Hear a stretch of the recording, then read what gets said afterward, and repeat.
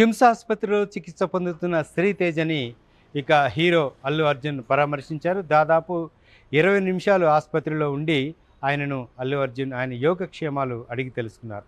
ఇంతవరకు కథ బాగానే ఉన్నప్పటికీ ఇక అల్లు అర్జున్ శ్రీతేజ తండ్రిని కలవడానికి మాత్రం పోలీసులు నిరాకరించారు. ఇక రేవతి భర్త భాస్కర్ ఇదే ఆసుపత్రి చుట్టూ తిరుగుతున్న పరిస్థితి కూడా మనకు తెలిసిందే.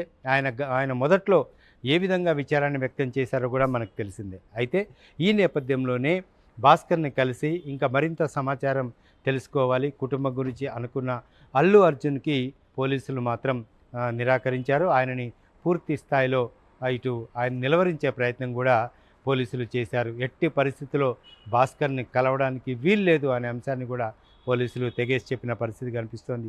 ఎందుకంటే కోర్టు విచారణలో ఈ కేసు ఉంది కాబట్టి పూర్తి స్థాయిలో ఈ కేసును కొట్టివేయలేదు కాబట్టి విచారణ ఇంకా జరుగుతుంది.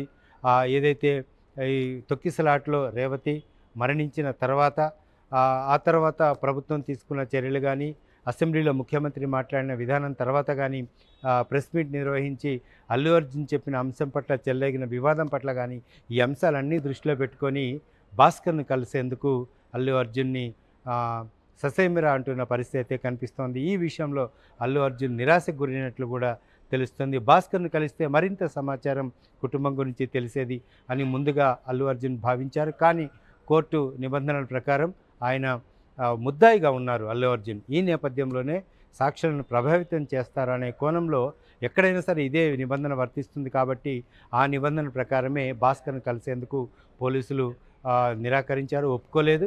ఈ నేపథ్యంలోనే అల్లు అర్జున్ అక్కడి నుంచి మళ్ళీ పోలీసుల సమక్షంలోనే ఆయన నివాసానికి చేరుకోవడం జరిగింది.